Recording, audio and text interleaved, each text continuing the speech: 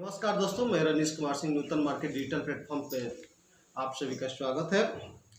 आज 4 नवंबर है और दूसरे चरण की मतदान कल 3 नवंबर को पूर्ण हुआ और जो वोटिंग प्रतिशत रहा है ऑलमोस्ट 60% के आसपास रहा है, जो 2015 के मुकाबले 1 से 1.5% के कम रहा है। आज हम दूसरे चरण का जो चुनाव पूर्ण होने के बाद आज हम जो चर्चा कर रहे हैं बिहार विधानसभा चुनाव 2020 पर। हमारे साथ है समाजवादी नेता और जयप्रकाश नारायण के आंदोलन से उपजे श्री सरदानंद सिंह जी।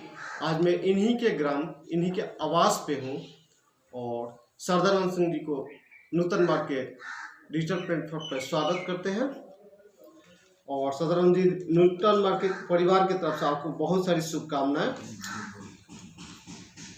चर्चा का जो केंद्र बिंदु है, जो द्वितीय चरण का चुनाव हुआ जिसमें 17 जिले पर चुनाव हुआ, लगभग 94 सीटों के लिए वोटिंग हुई और अभी तक जो चुनाव हुआ उसमें लगभग 175 सीटों पर मतदान संपन्न हुआ।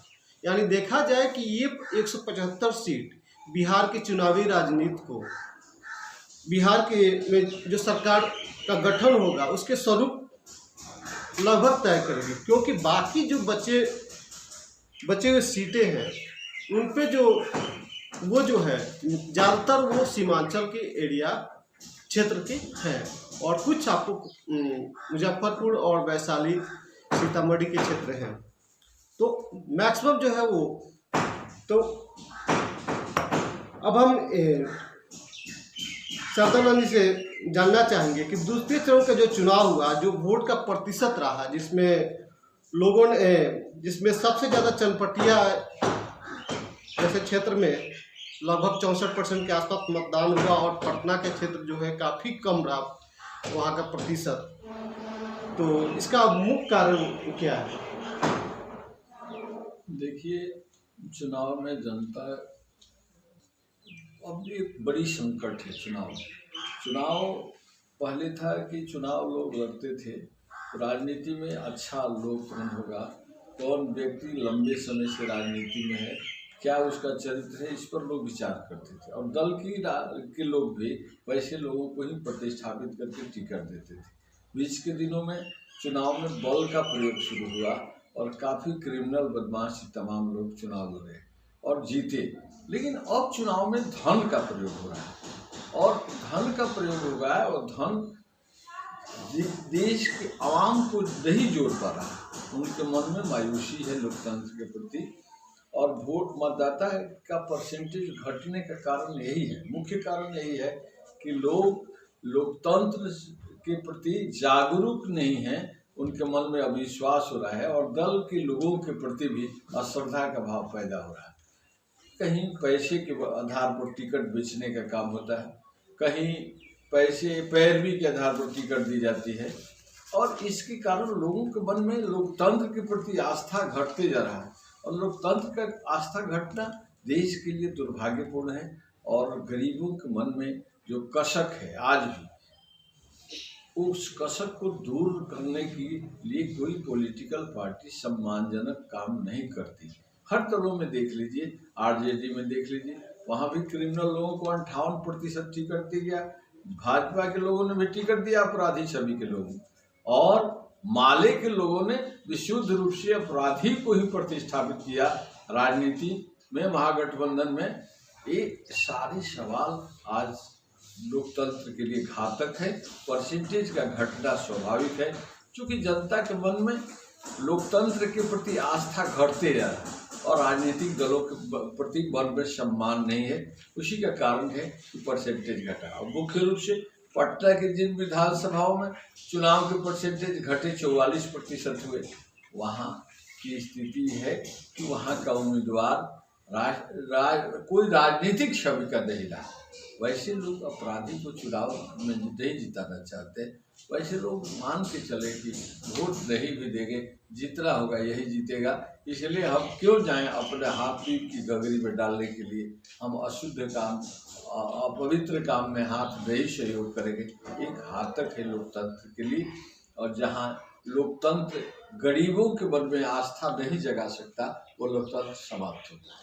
अच्छा सर, एक चीज़ है कि बिहार का जो चुनाव शुरू हुआ तो उस टाइम जो मुख्य मुद्दा था विकास का मुद्दा था, और जो बुनियादी कुछ मुद्दे थे, प्रश्न थे, वो उठे। लेकिन धीरे धीरे अब देख रहे हैं कि बुनियादी मुद्दा छोड़ करके एक ध्रुवीकरण की राजनीति में कोई ऐसी जगह नहीं जहां सवालों के प्रति डेडिकेशन। राजनीति में कोई ऐसी जगह नहीं जो मूल्यों के प्रति वफादारी रखता। राजनीति जोर गांठ की है, जाति बिरादरी धर्म मजहब के है। राजनीति अगड़े पिछड़े की है, और उसी को अनुरूप तमाम पॉलिटिकल पार्टियां काम कर रही हैं, और उनके सामने कोई नहीं। कहाँ आज के चुनाव में, विगत पिछले विधानसभा के चुनाव में कहाँ किसी राजनीतिक दल ने भ्रष्टाचार का मुद्दा उठाया? कहाँ किसी दल ने बेबसी लाचारी को दूर करने के लिए समाज में कोई कार्यक्रम प्रस्तुत हुआ? कोई घोषणा पत्र में ऐसी बातें, झूठ का पुलिंदा रहा घोषणा पत्र, और उससे लोग उठ चुके हैं। ये रजनीश जी, मैं आपको मैंने स्पष्ट करना चाहता हूँ कि झूठ की राजनीति से उठ चुके हैं लोग। और कितना दिन आप झूठ की राजनीति, 72 वर्षों की आज़ादी के बाद जिनके मन में दर्द है, आप चलिए गांव के गरीब गुरबों के बस्तियों में, अति पिछड़ों की बस्तियों में, वहाँ आज भी मायूसी का है। अच्छा सर, एक चीज़ बताइए कि लालू प्रसाद यादव जी 1995 में बिहार के सत्ता में आए, बिहार की राजनीति उन्होंने एज ए मुख्यमंत्री उन्होंने शुरू किया। वैसे ऑलरेडी राजनीति में थे, तो कहा जा रहा है कि आज के डेट में अगर गरीब गुरबों के लिए कोई किया तो वो है लालू प्रसाद यादव, जिसने सामाजिक न्याय की बात की। लेकिन क्या आपको दिख रहा है कि वास्तव में उन्होंने सामाजिक न्याय को आगे बढ़ाया? कुछ नहीं, सब एक ढोंग था उनका सामाजिक न्याय, और उस ढोंग की राजनीति के तहत लोगों को मूर्ख बनाने का काम किया। देखिए, उनका सामाजिक न्याय उनकी पत्नी और पुत्र बेटी के साथ जुड़ा रहा। उनका सामाजिक न्याय गांव के मंगरू समाज से नहीं जुड़ा रहा, फतिया बीबी से नहीं जुड़ा रहा। वो अपने स्वार्थ के वशीभूत थे, और सामाजिक न्याय बोलते थे, काम नहीं करते थे। और बिहार को 15 साल में गर्त में डालने का काम किया लालू यादव ने। बिहार में कोई नियम कानून नहीं रहा, न खाता था, न वही था जो लालू कहते थे वही सही था। अच्छा सर, एक चीज़ और है कि बिहार में जो 15 साल की आज की डेट में चर्चा हो रही है, जो प्रधानमंत्री हो चाहे नीतीश कुमार, जदयू के जो भी नेता है, वो 15 साल की चर्चा करते हैं। लेकिन देखा जाए तो बिहार में बहुत सारी मूलभूत जो सुविधाएं हैं उसकी कमी है। शिक्षा के क्षेत्र में देखा जाए, शिक्षा में कोई बिल्डिंग तो बने हैं, लेकिन शिक्षकों का अभाव है।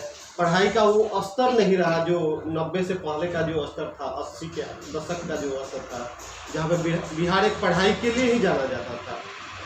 इसका मुख्य कारण क्या है कि बिहार सरकार उस सरकार के नीतियों में यथार्थ को दूर करके भावना के साथ जोड़ने का काम। भवन बने, लेकिन उसकी क्वांटिटी पैदा की गई, क्वालिटी नहीं पैदा की गई। शिक्षा के वो रोजगार मुखी नहीं बनाया गया, शिक्षा में कोई परिवर्तन की गुंजाइश नहीं की गई, और उसका नतीजा हुआ कि बेबसी और लाचारी, बेरोजगारी बढ़ता गया। और मैं कहूँ 15 वर्ष में जो काम हुए उसकी चर्चा तो करना वाजिब है। सड़कों में सुधार हुआ, बिजली की आपूर्ति हुई, मैं चिकित्सा के जगत में आमूल परिवर्तन हुआ, ये सारे काम हुए। लेकिन शिक्षा में कोई सरकार ने अब कोई परिवर्तन नहीं किया, शिक्षा के मूल्यों का ह्रास किया, और बेरोजगारी के सवाल पर भी सरकार कटी रही, बेरोजगारी के मामले को दूर नहीं। तो सरकार तो कहती है कि सरकार जो विगत 15 साल में क्या कि जो बेसिक जो बिहार में मिला था, उससे मैं उस गड्ढे को भरने में मेरे को 5 साल या 10 साल लग गए। कहती है बात, सब सही बात है। जो मिला था विरासत में कुछ था नहीं। लेकिन मैं आपसे पूछना चाहता हूँ कि सरकार जिन मूल्यों के प्रति वफादार है, तो क्यों मनावड़ा का सार्वजनिक नहीं बंद, क्यों पचरुखी की चीनी मिल बंद हुई, मनावड़ा का इम्पोर्टेंट क्यों बंद हुआ? वहाँ का शुगर इंडस्ट्रीज क्यों बंद हुआ, सिंगरौलिया का शुगर इंडस्ट्री क्यों बंद हो गया। तो ये सारण जिला जो उद्योग के नाम पर एक हब के टाइप पर था, और जो औद्योगिक क्रांति की जगह बनी थी, जहाँ हजारों हजार लोग रोजगार करके किसी न किसी नीति से क्या किया 15 वर्ष। वो तो ये गिनाते हैं कि नहीं, अभी जो बरौनी का फर्टिलाइजर था जो लालू के राज में बंद हो गया था, अरे उसको हम बरौनी के फर्टिलाइजर बनने से डेयरी उद्योग हो गया। अरे कुछ नहीं, बरौनी के फर्टिलाइजर बनने से देश का बहुत बड़ा कल्याण हुआ। मैं इस बात की जरूर मान्यता देता हूँ, लेकिन ये मैं नहीं बता सकता बहावरा का मिल क्यों बंद हुआ, ये तो से बताएं सरकार के लोग। वहाँ बीजेपी के लोग लगातार सांसद होते रहे।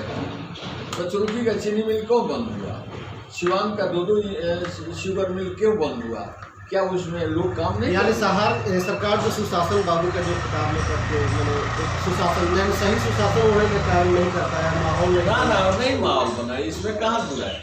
शराबबंदी के नाम पर सरकार पीठ थपथपाती है, लेकिन आज खुलेआम बाजारों में शराब नहीं करती, इसके लिए कौन जिम्मेदार है। प्रशासन के लोग मालूम हो गए, एक दिन में करोड़पति और अरबपति बन गया एक छोटा सा कर्मचारी जिसके संरक्षण में शराब का काम। तो ये सब सुशासन के लोगों के लिए नाक का घाव है। इस बात से हम मानते नहीं, हम लोग उसी दल के लोग उसी में रहते हैं, लेकिन अब कब तक झूठ बोलेंगे, वही तो सांच बोलने की जरूरत है। तो ये जो भी सरकार जो गिना रही है कि हमने इतने एम्स इतने IIMs यहाँ पे मैंने खोल दिया, और यहाँ पे बहुत सारे जो बिजली नहीं पहुँची थी हर घर को मैंने बिजली दी थी, ये तो बहुत सारी योजनाएं केंद्र की योजना है। तो फिर राज्य सरकार ने विकास का क्या काम किया, और जो जहाँ तक बेरोजगारी क्या है, जो तेजस्वी जी लेकर के आए कि नहीं हम 10 लाख पहली कैबिनेट में 10 लाख की बहाली कर देंगे, तो उनकी वो कहते हैं कि 15 साल में 95,000 की ही उन्होंने किया की है, बहाली की है, रोजगार दिया है। हमने 15 साल में 6.5 लाख के आसपास मैंने रोजगार दिया है। तो इसको आप किस रूप में देखते हैं? देखिए ज़्यादा बच्चा बहाली करेंगे तो उनसे पूछा गया कि यार पैसे कहाँ से लाएंगे, चुप रहते। और जब आपको 15 साल शासन मिला था तो आपने तमाम सिस्टमों को बिगाड़ दिया। चीनी 15 साल में नहीं बन गया, मरौरा का मॉडल 15 साल में नहीं बन गया, मरौरा का शुगर इंडस्ट्रीज सारण में 15 साल में नहीं हुआ, पचरुखी का चीनी मिल 15 साल में नहीं बंद हुआ, सिवान का 2 चीनी मिल है 15 साल में नहीं बंद हुआ। ये सारे लोग लालू यादव के राजपाट हो गए। और मैं ये कहना चाहता हूँ कि तेजस्वी जी, आप सम्मानपूर्वक आपको कहते हैं कि ये झूठ और लूट के आप प्रतिनिधि हैं, आपकी कोई राजनीतिक हैसियत नहीं, मैं हिसाब सम्मानपूर्वक। लेकिन आज बिहार में एक चैलेंजर के रूप में उभरे हैं, सारे इधर के बहुत सारे ऐसे ना, वो अकेला लड़ रहे हैं, सबको जवाब दे रहे हैं, मेच्योरिटी के साथ दे रहे हैं। देखिए, उनकी राजनीति का 2 तरीका है। एक तो कास्ट फैक्टर वो इतना डबल किए हैं, मजबूत कर दिए हैं कास्ट फैक्टर, एक सेंटीमेंट है उनके साथ। यादव समुदाय और मुस्लिम समुदाय के लोग अपनी राजनीति की एग्जिस्टेंस की लड़ाई है, वो अपने अस्तित्व को संकट मानते हैं। सत्ता से अलग उन्होंने सत्ता में 15 वर्ष तक हो रहे, और 15 साल में उन्होंने सिस्टम के अगेंस्ट में आचरण अपना करके गलत तरीके से अर्थ संचय किया। आज जब 15 साल में उसमें प्रतिबंध लगा है, तो आज की डेट में वो अपने एग्जिस्टेंस की लड़ाई है। उनके मन में है कि वही शासन आएगा, फिर उसी तरह से हमें जितने हो सकते का अवसर मिलेगा, और इसलिए उस शासन के प्रति वफादार है, उस व्यक्ति के प्रति वफादार है, देश के सब समाज के प्रति वफादार है। अच्छा, ये चीज़ अभी ओवैसी जो है सीमांचल के कुछ क्षेत्रों में उन्होंने रालोसपा के साथ गठबंधन करके और BSP के साथ गठबंधन करके चुनाव लड़ रहा है, उसका बिहार के राजनीति पर क्या प्रभाव पड़ेगा?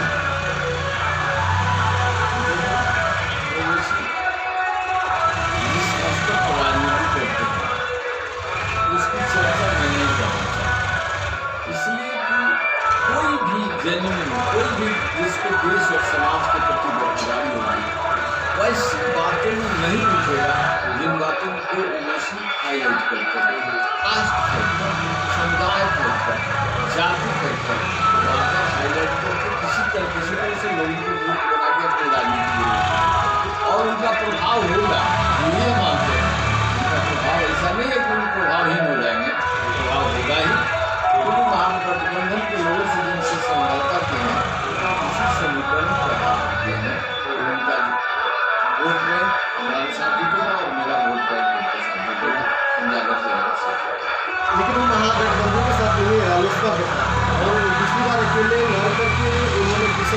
जैसे एक बिहार में उन्होंने अपना प्रतिनिधि भेजा हो, तो वहाँ पे जो भी एरिया है सीमांचल का एरिया है, वहाँ पे उनके वर्ग के लोग काफ़ी ज़्यादा है जो उनको सुनते हैं।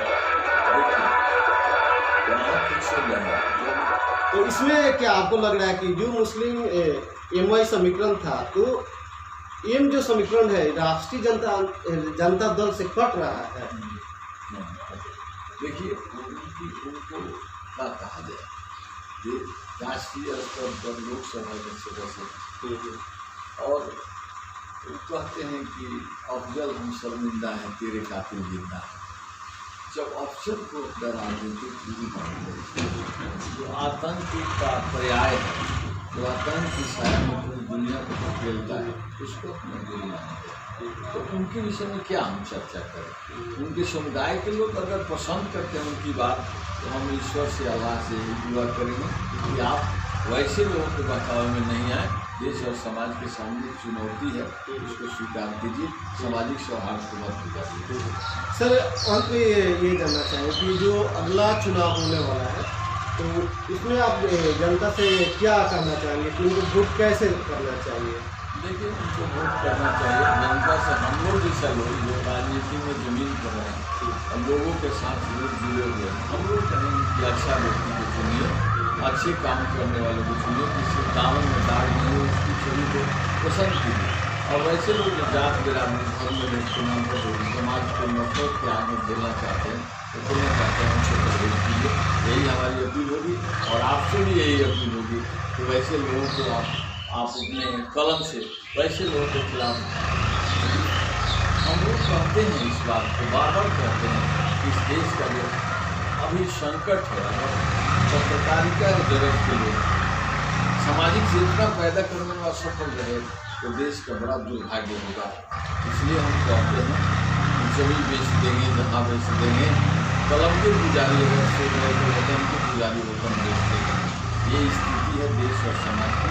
इसलिए रजनीश जी, मैं आपसे आग्रहपूर्वक निवेदन करना चाहूँगा कि सच्चाई के खातिर हमें लड़ना चाहिए, क्योंकि इस देश का इतिहास बताता है सच्चाई के रास्ते पर जो चला तो उसको बड़ी यातना भुगतनी पड़ी। सच्चाई के खातिर बापू सीने पर गोली खाई थी, सुकरात भी चढ़ गए सूली पर, निशाने जान गवाई थी। सच्चाई के लिए हमें ईमान के रास्ते पर चलना होगा और एक कांटे वाला रास्ता है, इसको पसंद करना होगा, तभी जाकर हम देश और समाज को इतना संदेश वरना कुछ नहीं। बहुत बहुत धन्यवाद जी, नमस्कार। अभी हम शारदानंद से बात ये जेपी आंदोलन की उपस्थित है और इनकी बिहार की राजनीति, यहाँ लोकल की राजनीति में बिहार के राजनीति के लिए उनकी काफ़ी अच्छी समझ थी। इसलिए हमने बिहार के विधानसभा 2020 के चुनाव पे एक समग्र चर्चा कर एक मतदाताओं को संदेश देने का हमने प्रयास किया। नूतन वर्ष से जुड़ने के लिए आप सभी को बहुत बहुत धन्यवाद।